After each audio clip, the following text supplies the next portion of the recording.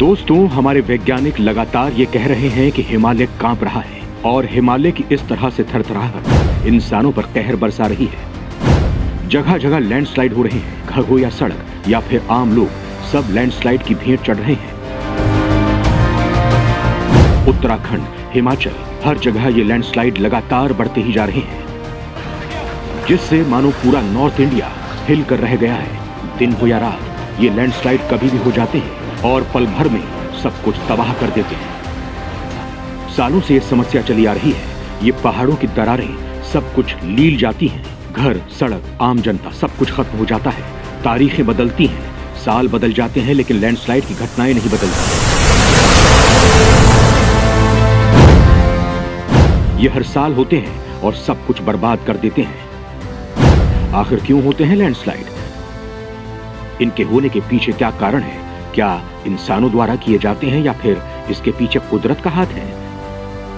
क्या है इनके पीछे का कारण? इस वीडियो में आप इस बारे में जानेंगे, तो वीडियो को बिना स्किप किए आप इसे अंत तक जरूर देखिएगा।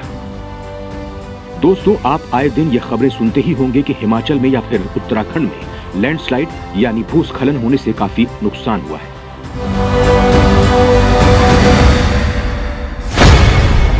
पूरा का पूरा पहाड़ ही खिसक जाता है। आखिर क्यों होते हैं ये लैंडस्लाइड, ये आपको बताएंगे, लेकिन यहाँ पहले ये जान लेते हैं कि आखिर ये भूस्खलन क्या होता है। सामान्य शब्दों में कहें तो भूस्खलन ढलानों पर सतह के तेजी से खिसकने की ऐसी स्थिति है जिसमें पृथ्वी के गुरुत्वाकर्षण के प्रभाव में चट्टान, मलबा और मिट्टी एक साथ गिर जाते हैं। भौतिकी में इसकी व्याख्या थोड़ी जटिल है। इसके मुताबिक पहाड़ों और पहाड़ी ढलानों में चट्टान और सतह एक दूसरे से चिपके रहते हैं। जब किसी बाहरी दबाव की वजह से इनकी एकजुटता में कमी आती है तो भूस्खलन की घटनाएं होती हैं। लैंडस्लाइड भी दो प्रकार के होते हैं, एक आर्टिफिशियल और दूसरा नेचुरल। जी हाँ दोस्तों, लैंडस्लाइड प्राकृतिक तो होते ही हैं, लेकिन ये आर्टिफिशियल भी होते हैं, यानी कि मैन मेड। ये इंसानों की गलती की वजह से आते हैं और इन्हीं लैंडस्लाइड का डर सबसे ज्यादा है। इनका सबसे ज्यादा खतरा नॉर्थ इंडिया में है। इस बारे में भी हम बात करेंगे, लेकिन इससे पहले आपको बता देते हैं कि लैंडस्लाइड का पहाड़ों की प्रकृति पर भी काफी असर पड़ता है। यानी कि पहाड़ किसका बना है, ये भी लैंडस्लाइड को प्रभावित करता है। इसके लिए हम पहाड़ों को दो कैटेगरी में बांटकर बताते हैं। पहले हैं रॉकी माउंटेन, जिनमें पत्थरों की, चट्टानों की क्वांटिटी ज्यादा होती है और चूरा पत्थर कम होते हैं। साथ ही मिट्टी बहुत कम पाई जाती है। इस तरह के पहाड़ों में लैंडस्लाइड बहुत कम होता है। दूसरे पहाड़ होते हैं जिनमें मिट्टी ज्यादा होती है और पत्थर, चट्टान कम होते हैं, यानी छोटे पत्थर ज्यादा होते हैं। इस तरह के पहाड़ों में लैंडस्लाइड बहुत ज्यादा होते हैं।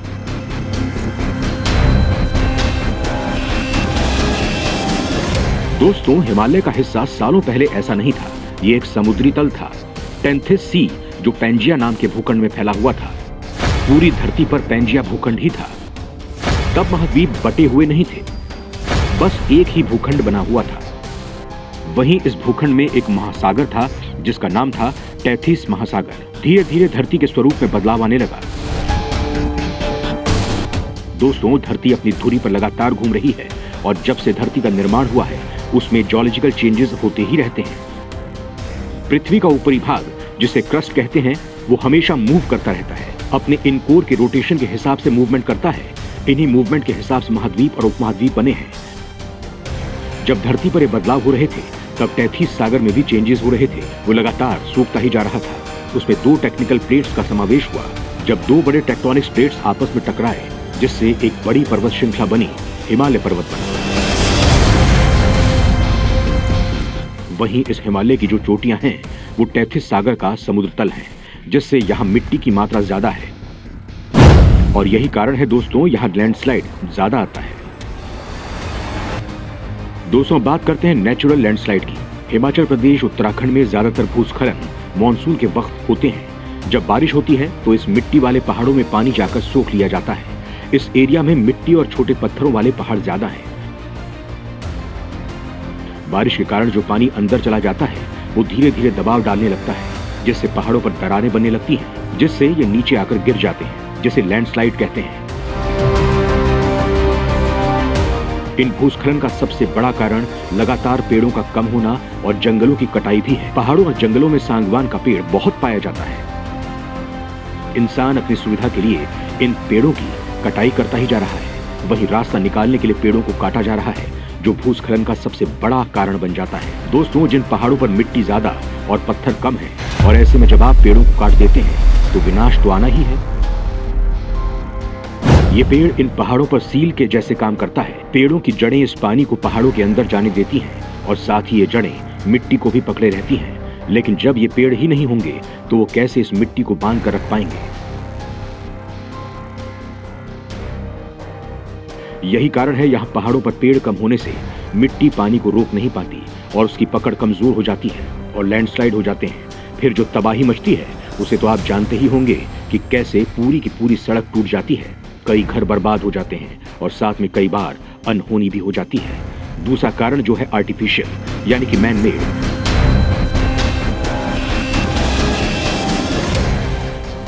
इंसान अपने स्वार्थ के कारण कुछ ऐसे कदम उठा देता है जिससे भी ये भूस्खलन होते हैं। दोस्तों, इंसान अपनी तरक्की के लिए बड़े बड़े निर्माण करता है। वो एक जगह से दूसरी जगह कनेक्टिविटी बनाने के लिए सड़कों, रेल मार्गों का निर्माण करता है। इसके लिए वो जंगल, पहाड़ों को भी हटाने से बाज नहीं आता है और इसे वो अपना डेवलपमेंट बताता है। इंजीनियर, सरकारें अपनी वाहवाही पाने के लिए कुदरत से खिलवाड़ कर जाते हैं, लेकिन इसके नतीजे नहीं देखते हैं। जब सड़क बनाने के लिए इंजीनियर नक्शा बनाते हैं तो ये किसी जियोलॉजिस्ट से सलाह मशवरा भी नहीं करते, और अगर वो सलाह भी देते हैं तो शायद इन्हें माना नहीं जाता। अगर माना गया होता तो शायद लैंडस्लाइड जैसे हादसे होते ही नहीं, क्योंकि दोस्तों जियोलॉजिस्ट बहुत अच्छे से जानते हैं कि किस तरह के पहाड़ या पत्थर पर कैसा स्लोप देना चाहिए जिससे लैंडस्लाइड जैसे खतरों को कम किया जा सके, जिससे डेवलपमेंट भी हो सकेगा और लैंडस्लाइड भी नहीं होंगे। लेकिन शायद इन जियोलॉजिस्टिक की बातों को नजरअंदाज कर दिया जाता है, जिससे बारिश के दिनों में पानी पहाड़ों के अंदर चला जाता है और फिर जिसके नतीजे होते हैं ये लैंडस्लाइड।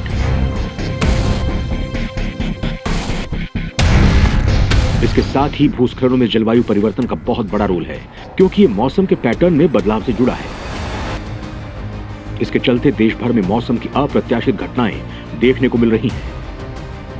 कहीं बहुत ज्यादा बारिश और बाढ़ का संकट पैदा हो रहा है, तो कहीं अत्यधिक गर्मी पड़ने से जंगलों में आग लगने की घटनाएं बढ़ती जा रही हैं। भारत में भी मानसून परिवर्तन नजर आता है और लगता है कि इसकी अवधि बढ़ गई है। पहाड़ी इलाकों में बादल फटने की घटनाओं में काफी ज्यादा इजाफा हुआ है। इसके चलते भी चट्टानों और मिट्टी के बीच की पकड़ ढीली पड़ रही है। इतना ही नहीं, ग्लोबल वार्मिंग के कारण हिमालय पर ग्लेशियर भी तेजी से पिघल रहे हैं। विशेषज्ञों का कहना है कि साल 2030 तक तापमान 1.60 डिग्री सेल्सियस तक बढ़ने की आशंका जताई जा रही है, जिसका परिणाम होगा कि ग्लेशियर पिघलकर नदियों का जल स्तर बढ़ाते जाएंगे, जिससे पहाड़ों में भूस्खलन की घटनाएं भी बढ़ती जाएंगी। और तापमान इसी तरह से बढ़ता गया तो ये लैंडस्लाइड और भी खतरनाक होते जाएंगे। दोस्तों, इंसान अपने लालच में इतना अंधा हो चुका है कि वो पर्यावरण को लगातार नुकसान पहुंचाता ही जा रहा है। उसके इस लालच ने पूरे इकोसिस्टम को बिगाड़ कर रख दिया है। यही कारण है कि कुदरत का कहर लगातार बढ़ता ही जा रहा है। लेकिन ये कुदरत भी अपना कहर लाने से पहले इंसान को संकेत भी देती है। ये लैंडस्लाइड भी आने से पहले हमें साइन देते हैं, लेकिन इसकी जानकारी रखने वाले जब तक वहां रहने वालों को नहीं बताएंगे तो उनका नुकसान होना ही है। जैसे लैंडस्लाइड आने से पहले पहाड़ों पर दरारें दिखने लग जाती हैं या फिर वहां पत्थर खिसकने लग जाते हैं, वहां लगे पेड़ भी झुकने लगते हैं। ये सभी संकेत लैंडस्लाइड के आने के होते हैं। अगर हम इन साइंस को नजरअंदाज कर देते हैं तो नुकसान भी भुगतना ही पड़ेगा, यानी कि हम खुद ही अपने नुकसान के जिम्मेदार होते हैं। दोस्तों, हमें हमारा विकास करना है, लेकिन ऐसा विकास नहीं जो कुदरत के खिलाफ हो, क्योंकि जब कुदरत अपने पर आती है तो वो किसी की नहीं सुनती।